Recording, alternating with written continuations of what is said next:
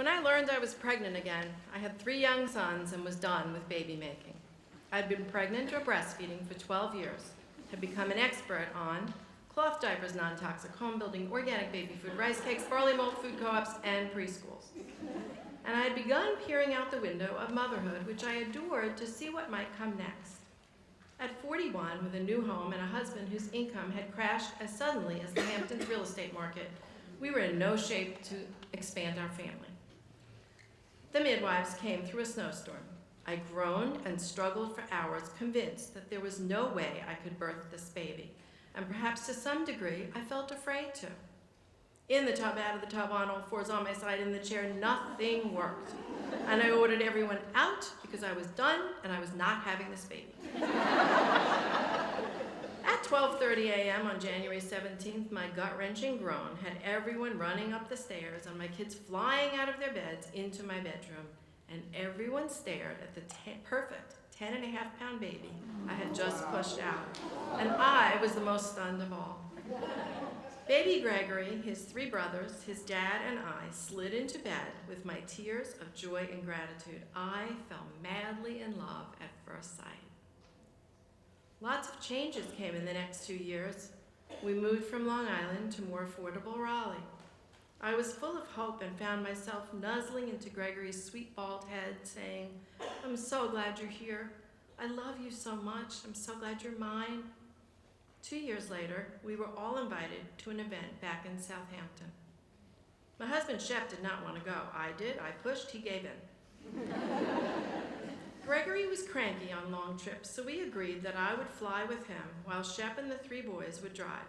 I felt so lightweight that morning in the Raleigh airport with just Gregory in his stroller. He wanted this fire engine with push-button sounds in the airport shop, but I would not buy it. It was too noisy and too expensive. He cried, but I stood firm.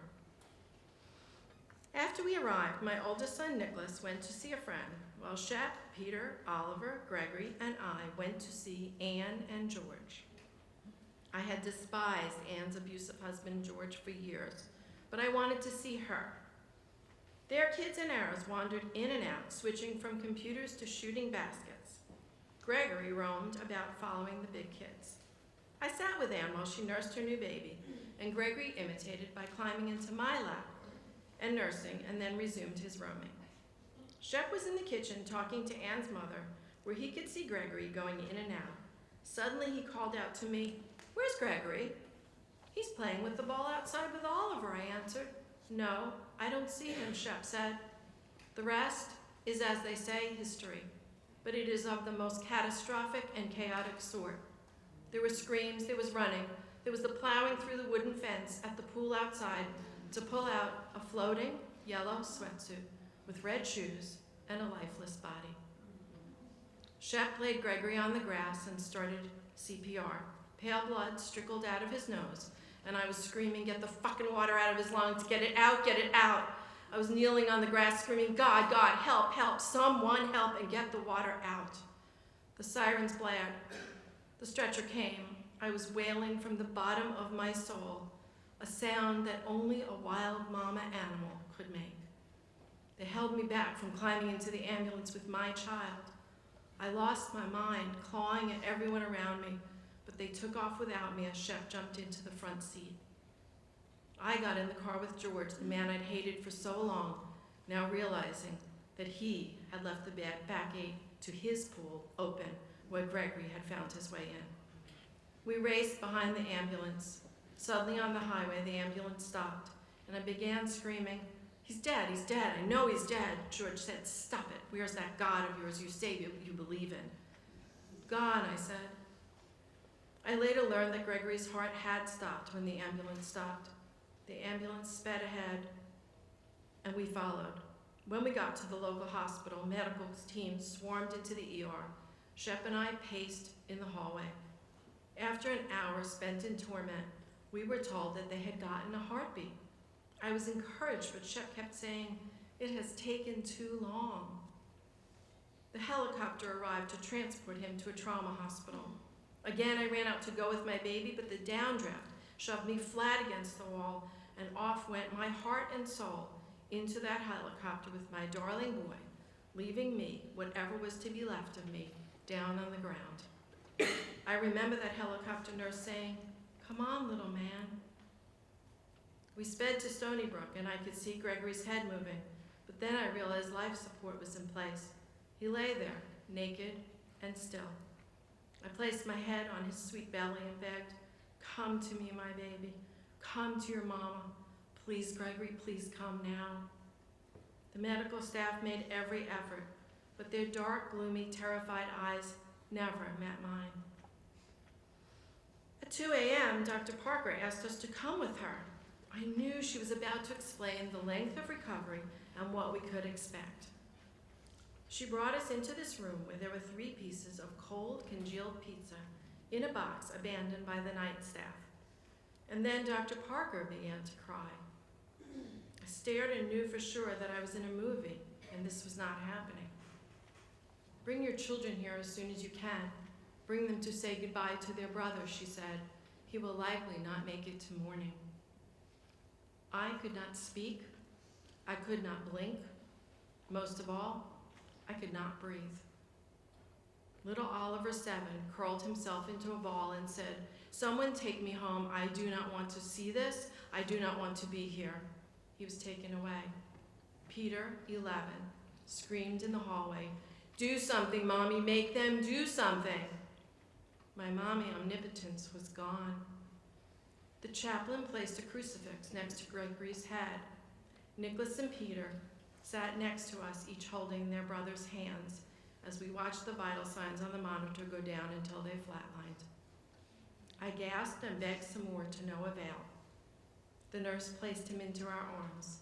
The 2 boys held him, kissed him, and passed him into the loving arms of his father. Finally, he was in my embrace, and yet I still did not bare my breast, though I will always wonder why I didn't. His warmth became cold quickly, and I stroked his head, saying, "I'm so glad you're mine. I love you, my darling. I will love you forever and ever." "Shep," I said, "we cannot just leave our child here. What will we do?" It was 6 a.m., and I thought, how is it possible that the sun has just come up? How will life just go on like this? Are people getting up and going to work? To school? Surely the world has stopped. We left in a complete daze, silent and changed forever. The funeral was on Friday, and hundreds came shedding communal tears and laments. Gregory lay in his little baseball outfit at St. Mary's Church in Hampton Bays. I covered him with a blanket because he was so cold. I did not want to see Anne and George as they made their late and dramatic entrance into the church. I never wanted to lay eyes on them again, and I never have. How does a mother remain present for the funeral of her son? How did I read a eulogy of my love for him? I will never know the answer to those questions. Finally, the coffin was to be closed. I whispered, "Do not be afraid, Gregory, for I am with you." When the ashes were delivered to us the next day, we began our drive home to North Carolina. It is difficult to describe a 10-hour drive with 5 people who were 6 people 3 days before, now with 1 empty car seat. All that summer, Shep and I sat on the deck staring at the swing set, waiting for Gregory to toddle up the steps. 1,000,000 times I have asked myself, why the hell didn't I buy that damned fire engine? As I snuggled close to Peter in his bed one night, he said, "Mommy, I don't want to live anymore. I want to be with Gregory instead."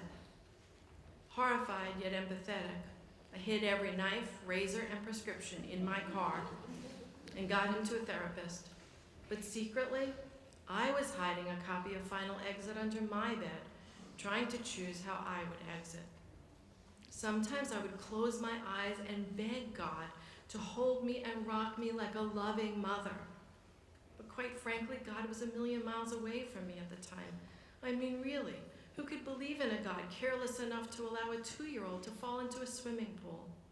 And yet, our priest said, "Sweetie, God's heart was the first to break when that happened," and I did believe that. The lasagnas came in droves, flowers came, balloons were released, School was paid for, gifts were brought, and lots of listening and sharing of tears were offered. Friends expressed concern that it was Mother's Day weekend, but I could not have cared less. Everyone did everything they could, so desperately wanting us to feel better, but not knowing that there was no possible way we could. The best they could offer was to bear witness. I wrote poems in the next 2 broken, wrenching years and attended Compassionate Friends meetings, which, though grueling, were helpful in a perverse sort of way. I wandered on one blazing hot afternoon, lost in the Steinmart parking lot, looking into every car, searching for Gregory, convinced I could find him. And I dreamed I was dancing with him and had to keep spinning faster and faster to keep everyone away so as to keep them from telling me the truth. I reflected on Gregory breastfeeding and the intense closeness we had, realizing that the last time I held him alive was in fact at my breast.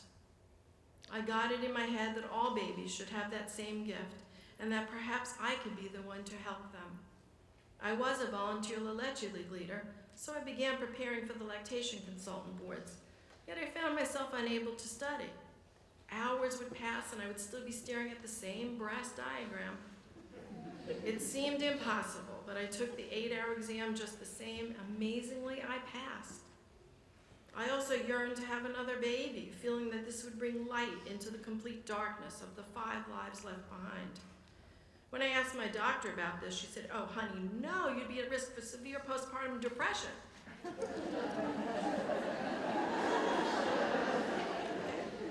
I thought to myself, well, now that would be a walk in the park compared to the shit I'm living in now. Still, there was the fertility issue connected with my age. When the hospital report on Gregory arrived, and I bravely opened the envelope, reading the first line, "Parents were not watching child." It was like the final blow for me. I have never read one word past that, because after those 5 words, what more is there? But there is more. Miracle of miracles, I gave birth to twin boys 3 years later. Although no one could ever replace my beloved son Gregory, Sam and Will did bring joy back into our family, and I'm so glad they're here. To this day, when asked how many children I have, my reply is, I have 6 sons. After all the years of struggle and feeling as if I had drowned as well, it was enough. Perhaps my courage came forward and I simply wanted to live and love, willing to walk through all of the darkness, the danger, and the flames, cradling the whole that would take residence in my heart forever. My daily work is a tribute and an honor to the grace-filled moments I had nursing my own babies.